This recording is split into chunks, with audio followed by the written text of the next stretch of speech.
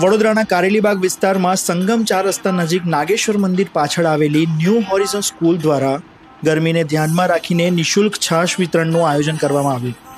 વિદ્યાર્થીઓ, વાલીઓ અને સ્થાનિક રહેવાસીઓએ તેનો લાભ લીધો. સ્કૂલનો આ સેવા પ્રયાસ સામાજિક જવાબદારીનું ઉત્તમ ઉદાહરણ બની રહ્યું છે.